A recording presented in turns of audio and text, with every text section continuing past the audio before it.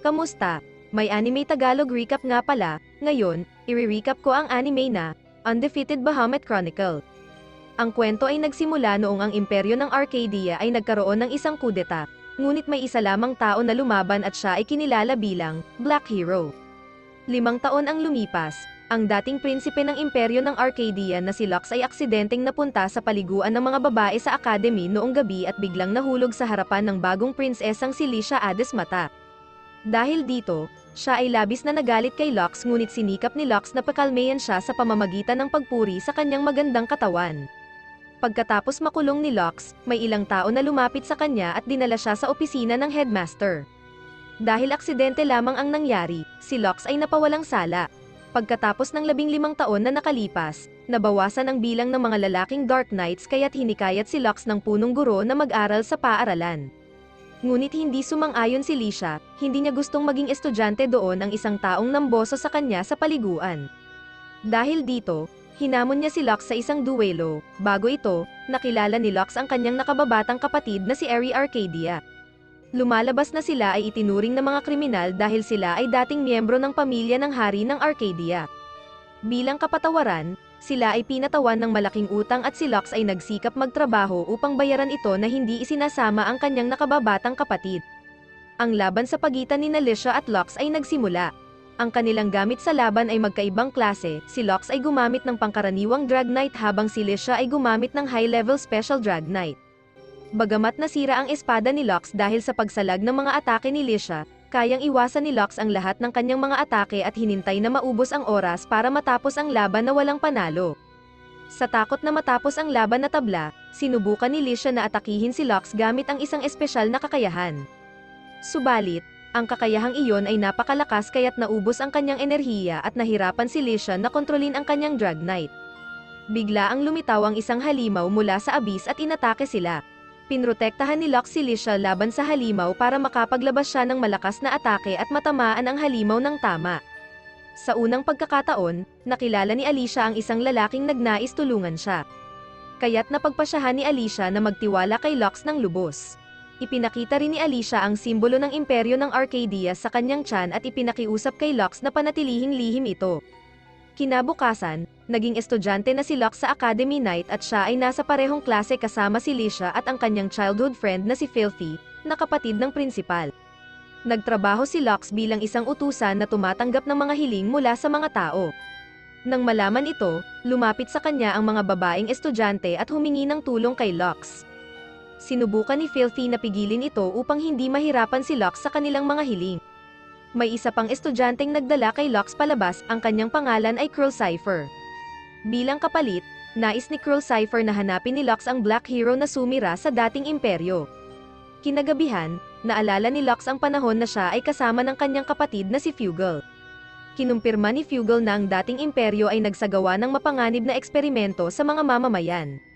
Kaya naman, plano ni Fugal na tapusin ang mga ito upang magtatag ng bagong imperyo.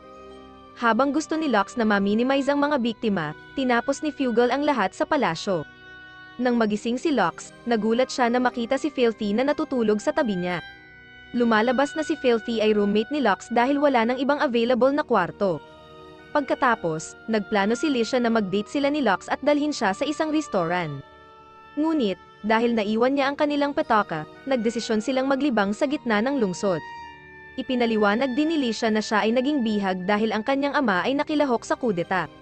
Si Licia ay malupit na trinato at ang kanyang katawan ay tinatakan ng mga simbolo ng dating imperyo. Kinabukasan, lumitaw ang isang malaking abyss sa hangganan. Si Licia kasama ang iba pa ay inatasan na labanan ang halimaw. Sumabog ang halimaw at naglabas ng maraming abyss kaya't nahirapan si Licia at ang iba pa sa pakikipaglaban sa kanila.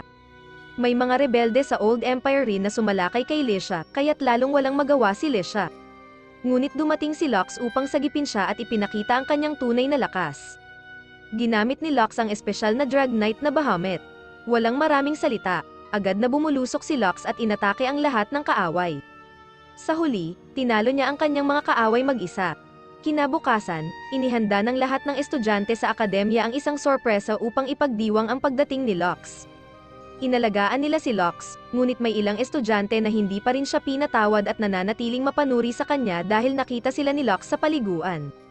Nagkaroon ng isang paligsahan ng headmaster kung saan ang layunin ay mahuli si Lux. Kung sila ay magtatagumpay, maaari nilang makapiling si Lux ng isang buong linggo. Dahil dito, hinabol si Lux ng mga babaeng estudyante. Sa kanyang pagtakas, tinangka ni Lux na magtago sa loob ng isang walang laman na kwarto na lumabas na isang locker room na ginagamit ng ilang mga babaeng nagpapalit ng damit. Napansin siya ni Cruel Cypher, ngunit hindi sinabi ni Cruel Cypher na nandoon siya, at si Lux ay may utang na loob sa kanya. Kinuha ni Cruel Cypher ang pulang papel at hiniling kay Lux na maging kasintahan niya sa loob ng isang linggo. Kinabukasan, tinanong ni Lux si Cruel Cypher kung bakit niya hiningi na magpanggap siyang kasintahan nito. Pinaliwanag ni Cruel Cypher na nais niyang iwasan ang political marriage sa araw na iyon. Nagsimula silang mag-date habang pinagmamasdan sila ni Alicia at Filthy mula sa likuran. Kinahapunan, bigla silang napalibutan ng isang grupo ng mga tao. Agad na ginamit ni Cruel Cypher ang kanyang drag knight na may kakayahang makita ang hinaharap at madaling tinalo ang lahat ng kaaway. Pagkatapos, nakilala nila ang alipin ni Cruel Cypher, dinala sila sa isang lugar at ipinakilala sa isang kilalang noble na nais pakasalan si Cruel Cypher. Ang pangalan niya ay Bolzeradican, ngunit tinanggihan nito ni Cruel Cypher dahil siya ay kasalukuyang nakikipag-date kay Lux. Nainis si Bolzeradican nang marinig ito at hinamon si Lux sa isang drag knight duel. Habang si Lux ay napagod matapos tapusin ang kanyang trabaho, dinala siya ng isang babae sa isang lugar. Binati si Lux nina Alicia at Filthy na suot ang sexing maid outfit. Gusto nilang paligayahin si Lux upang mawala ang kanyang pagkapagod. Kahit si Alicia ay handang gawin ang lahat para matugunan ang kanyang mga hangarin. Sa kabilang dako, nagtipon ng 4 na dakilang mga noble.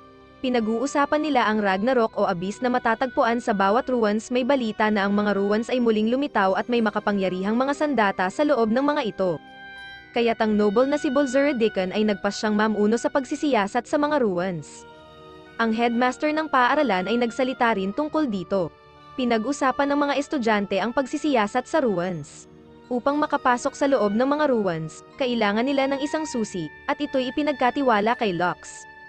Hinanda nila ang kanilang mga sarili upang pumunta sa mga ruins kinabukasan at kasama nila si Bolzeradican. Pagdating malapit sa ruins, biglang lumitaw ang abyss na may kakayahang wasakin ang lungsod. Siyempre, nahirapan silang labanan ang abyss kahit ang kapangyarihan ng drag knight ni Cruel Cypher ay hindi magamit, ngunit si Bolzeradican ay nagawang talunin ang abyss sa isang suntok lamang. Naging mas mayabang pa siya at hinamak ang kakayahan ni Lux. Pagkatapos, biglang kuminang ang mga ruins at habang sinusubukan ni Lux na protektahan si Cruel Cypher, siya ay nadamay papasok sa ruins. Nang malaman nilang nasa loob na sila ng mga ruins, agad silang nagsimula na tuklasin ang lugar. Pagdating nila sa altar, may kahanga-hangang bagay na nangyari. Si Cruel Cypher ay kinilala bilang isang susi dahil hindi siya isang tao mula sa mundong iyon. Siya ay natagpuan sa mga ruins na walang alaala, isang marangal na pamilya ang tumanggap sa kanya. Subalit sa paglipas ng panahon, naisip ni Crucifer ang katotohanan tungkol sa kanyang sarili. Kahit ang lahat sa pamilya, walang nais lumapit sa kanya. Naglaan si Crucifer ng maraming oras sa pag-aaral upang matanggap bilang isang miyembro ng kanilang pamilya, subalit wala sa kanyang mga hangarin ang natupad. Hinawakan ni Lux ang kanyang mga kamay at pinuri siya. Sinabi ni Lux na si Cruel Cypher ay isang kaibigan kaya't pinakiusapan siya na huwag magsalita ng mga bagay na magpaparamdam sa iba ng kalungkutan. Si Lux ay dumaan din sa madilim na panahon nang mamatay ang kanyang ina at walang tumulong sa kanya. Sa huli, sila ay binaliwala ng hari at ng lipunan. Ang resulta ay nagdulot kay Lux ng galit sa lahat, subalit si Filthy ang nagligtas sa kanya mula sa pagkapuot. Pagkatapos, dinala sila ni Alicia pabalik sa akademya nang hindi makahanap ng kahit ano bago ang laban kay Bolzeradican. Hiningi ni Cruel Cypher kay Eri na lagyan ng sleeping pills ang inumin ni Lux. Ginawa ito ni Cruel Cypher dahil ayaw niyang isali si Lux sa kanyang mga problema. Pagkatapos, dumating si Cruel Cypher mag-isa at alam niya ang layunin ni Bolzeradican. Lumalabas, hindi lamang niya nais pakasalan si Cruel Cypher, nais din niyang gamitin si Cruel Cypher bilang susi upang tuklasin ang mga ruins. Nang makipaglaban siya kay Bolzeradican, naipit si Cruel Cypher dahil sa kakayahan ng drag knight ng lalaki na magnakaw ng lakas ng kalaban. Si Lux ay lumahok sa laban, ipinakita niya ang kanyang tunay na pagkatao sa pamamagitan ng pagsuot ng itim na drag knight, subalit na pagtagumpayan ni Bolzeradican na kunin ang kakayahan ng Bahamut kaya't nahirapan si Lux sa pakikipaglaban. Kahit pa nawalan siya ng kakayahan, kayang-kaya pa rin ni Lux na palabasin ang pinakamalakas na atake sa pamamagitan ng pagpapalabas ng kanyang sandata ng walang kontrol. Sa huli, ang labanan ay napagtagumpayan ni Lux sa ganitong paraan, si Cruel Cypher ay nailigtas mula kay Boltzeridican. Habang si Lux ay pinakiusapang maging kasintahan ni Cruel Cypher. Agad-agad, hinalikan siya ni Cruel Cypher, na nagpaiinggit kay Alicia. Makalipas ang ilang araw, ang paglitaw ng Ragnarok sa imperyo ay lalo pang nagdulot ng kaguluhan. May isang tao na kayang lumaban sa Ragnarok. Siya ay isang estudyante sa klase 3 na si Celestia Ralgri. Kahit tinatawag siyang pinakamalakas na estudyante, may isang bagay na nagiging hadlang para lapitan siya ni Lux dahil sa mga chismis na si Celestia ay hindi madaling lapitan at may galit sa mga lalaki. Kaya't napilitan si Lux na magpanggap bilang isang babae upang hulihin ang masasamang loob na umaatake sa mga babaeng estudyante sa gabi. Nakita ni Lux si Celestia na kausap ang isang pusa at sa oras ding iyon, inatake siya ng isang kaduda-dudang tao. Kaagad tinulungan si Lux ni Celestia pero ang taong iyon ay nakatakas. Dahil sa pinsala kay Lux, dinala siya ni Celestia sa loob upang gamutin. Noong oras na iyon, nag-usap sila hanggang sa magustuhan ni Celestia si Lux ngunit hindi niya alam na isang lalaki ito. Kinabukasan, nais ni Celestia na palayasin si Lux sa akademya dahil hindi siya maaaring magpapasok ng lalaki sa akademya tuwing gabi. Sinubukan ni Alicia na ipagtanggol siya ngunit anuman ang sinabi niya, hindi pa rin matanggap ni Celestia.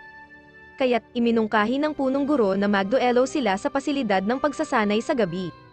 Makalipas ang ilang araw, lahat ng estudyante ay tatanggap ng pagsasanay at mananatili sa isang isla sa gabi. Si Celestia ay may responsibilidad na magsanay ng masigasig sa mga estudyante upang maging mas malakas. Sa gabi, si Lux ay tumanggap ng hiling na magbigay ng masahe. Lumabas na si Celestia ang humiling nito dahil mayroon pa siyang wig at damit pambabae. Agad itong isinuot ni Lux at sinunod ang kanyang utos. Si Celestia ay natuwa sa kanyang pagkikita at inanyayahan siya na maglakad-lakad sa lungsod. Kaya't magkasama silang naglakad sa lungsod kinabukasan. Nang maglaon, inihayag ni Celestia na hindi siya nagagalit sa mga lalaki. Sa katunayan, siya ay totoong interesado sa mga ito. It's just na hindi niya alam kung paano makihalubilo sa mga lalaki. Kinabukasan, ang duel sa pagitan ni Lux at Celestia ay nagsimula na. Ang Drag Knight ni Celestia ay may natatanging kakayahan habang si Lux ay gumamit lamang ng karaniwang kagamitan. Gayunpaman, naniniwala si Eri na may pagkakataon si Lux na manalo. Sa kabilang banda, inihayag kung sino ang kaduda-dudang tao sa nakaraan. Siya ay si Sanya na malapit kay Celestia, may isa ring tumugtog ng tambuli upang tawagin ang Abyss at bigla ang lumitaw ang Ragnarok mula sa ilalim ng lupa at inabala ang laban. Bilang resulta, kinailangang itigil ni Lux at Celestia ang kanilang laban at lumaban sa halimaw. Ngunit nahihirapan silang labanan ito dahil kayang mag-regenerate ng Ragnarok. Hindi na makalaban si Celestia kaya't agad ginamit ni Lux ang Dragonite Bahamut. Labis na nagulat si Celestia dahil ang kilala niyang babaeng estudyante ay si Lux. Humingi ng paumanhin si Lux at ang kapalit ay handa niyang tanggapin ang anumang parusa mula kay Celestia. Maya-maya, si Lux ay nagpatuloy sa walang tigil na pag-atake hanggang sa matalo niya ang kanyang kalaban. Subalit, ang core ng Ragnarok ay kinuha ni Sanya, ang utak sa likod nito ay si Haze na nagplanong sirain ang mapayapang buhay ni Lux. Pagkatapos ng laban, tinanggap ni Celestia si Lux bilang estudyante ng akademya bilang pasasalamat sa kanyang pagligtas at kinilala ang kanyang galing. Mula noon, si Celestia ay nahulog ang loob kay Lux. Ang mga ruins ay lumitaw sa paligid ng isla at ang lahat ng estudyante ay nagtipon upang tuklasin ang mga ruins. Dahil ang kasalukuyang Abyss at ruins ay natalo na, may tsansang ang inner gate ng mga ruins ay bukas na. Sa pagtuklas dito, nakita nila ang isang batang babae na natutulog. Kaagad hiniling ni Cruel Cypher sa iba na manatili malayo sa lugar bilang pag-iingat. Samantalang, gusto ni Cruel Cypher na makipag-usap sa batang babae. Siya ay hindi isang tao o Abyss, kundi isang bantay sa guho na tinatawag na automaton. Kinumpirma si Cruel Cypher bilang tagapangasiwa at may kapangyarihan siyang i-activate ang sistema at magbigay ng utos. Nang magkakasama na sila, ipinaliwanag ni Cruel Cypher na ang automaton na kanyang nakilala ay isang puppet na ginawa ng dating imperyo. Si Filthy ay may pakiramdam na hindi maganda at nahihirapan maglakad. Dahil dito, nagdesisyon si Lux na tulungan siya. Nang gusto nilang pumunta sa system room sa loob ng ruins, nakita nila ang maraming canisters na naglalaman ng Abyss. Mukhang ang Abyss ay ginawa sa lugar na iyon, sa kabilang banda. Nag-blow si Hayes ng kanyang tambuli at ginising ang isang bahagi ng Abyss upang atakihin si Lux.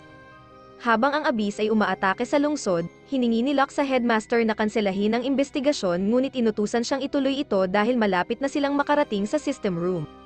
Nagdesisyon si Filthy at Lux na habulin ang Abyss sa labas. Lumaban si Filthy sa isa sa mga Abyss ngunit itinapon siya sa isang lumang gusali. Samantalang, natalo ni Lux ang Abyss at agad na nakita si Filthy.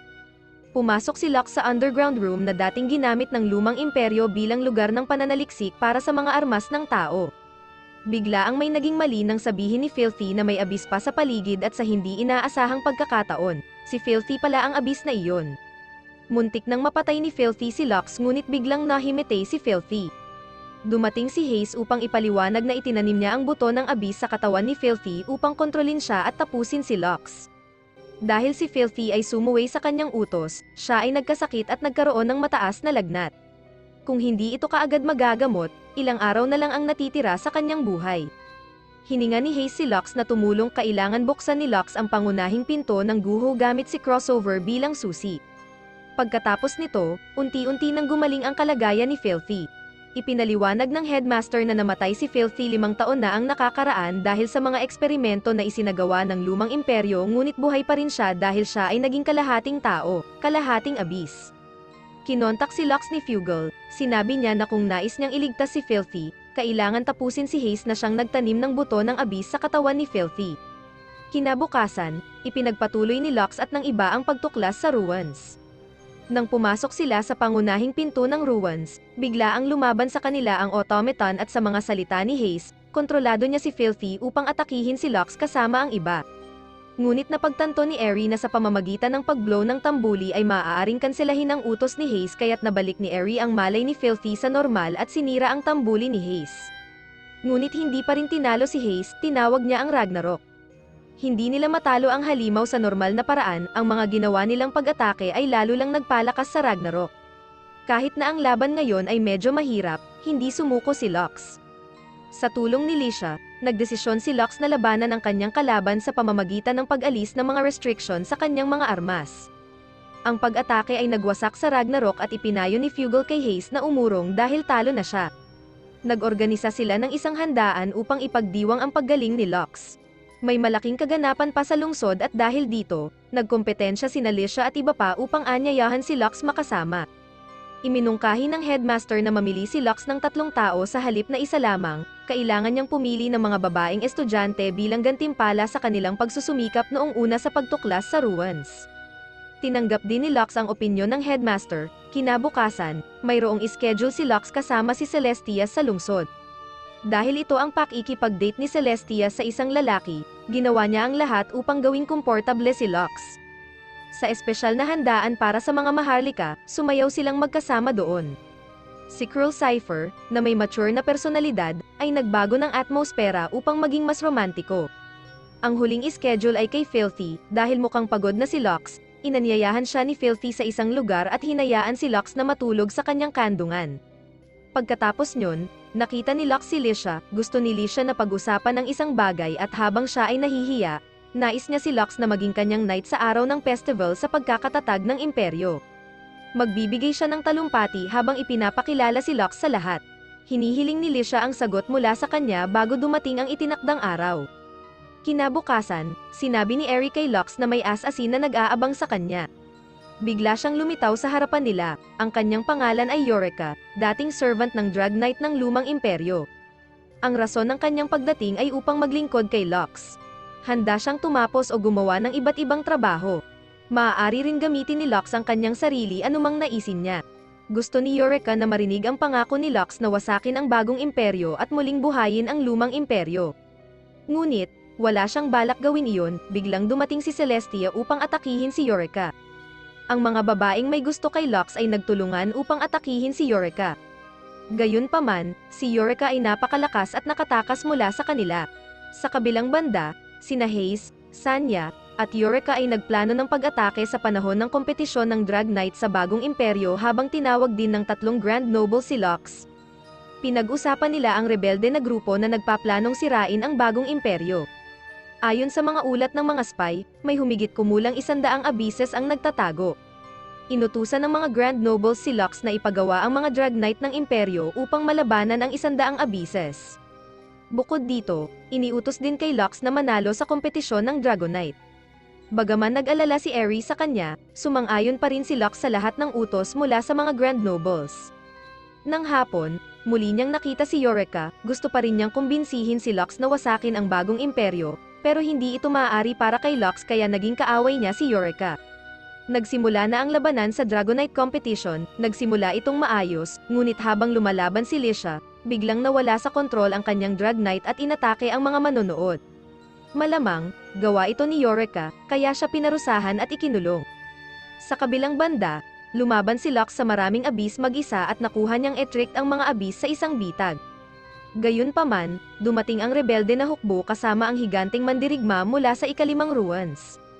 Bago wasakin ng higanti ang lungsod, kinaharap ni Lux ang taong namumuno sa rebelde na hukbo. Dahil hindi natalo ng standard na Drag Knights ang rebelde na hukbo, wala nang ibang pagpipilian si Lux kundi gamitin ang Bahamut at tapusin silang lahat. Pagkatapos nyon, iniligtas ni Lux si Lisha mula sa bilangguan upang makasama sa laban upang ipagtanggol ang bagong imperyo.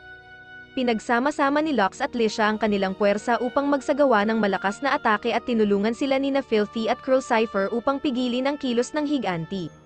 Nainis dahil hindi ayon sa plano ang mga pangyayari, ginamit ni Haze ang Drag Knight na may kapangyarihan na hatiin ang isang lungsod sa kalahati. Nagdesisyon si Lisha na labanan ito ng mag-isa habang patungo si Lux sa control room ng higanti. Ngunit, sa halip, nakaharap niya si Eureka, umaasa si Lux na mailigtas si Eureka kaya sineryoso niya ang pagharap sa kanya at kinumbinse siya na mali ang ginawa ni Eureka. Patuloy na lumalaban mag-isa si Lux para sa imperyo ng Arcadia upang iligtas ang lumang imperyong na unti-unti nang bumabagsak. Winasak ito mismo ni Lux upang makalikha ng bagong imperyo. Nalaman ito ni Eureka, kaya naman nagpasya siyang magsilbi kay Lux bilang kanyang master. Kaya, pumasok si Eureka sa control room upang pigilin ang pag-atake ng higanti. Sa huli, nabigo ang plano ng revolusyon at natalo rin ni Lux si Haze sa isang hiwa lamang. Pagkatapos ng mga pangyayari, naghari ang kapayapaan sa imperyo. Nagbigay si Lisha ng kanyang talumpati sa mga mamamayan at ipinakilala si Lux bilang kanyang personal na knight na magbibigay ng kasaganaan sa bagong imperyo kasama siya. Matapos iyon, namuhay ng mapayapa si Lux kasama ang mga babaeng nagmamahal sa kanya. Handa rin si Eureka na maging kalaguyo ni Lux at agad na nais magkaroon ng mga anak kasama niya. Iyon na ang wakas ng video, tandaan na mag-subscribe at mag-like ng video na ito. Kitikit sa susunod na video. Salamat!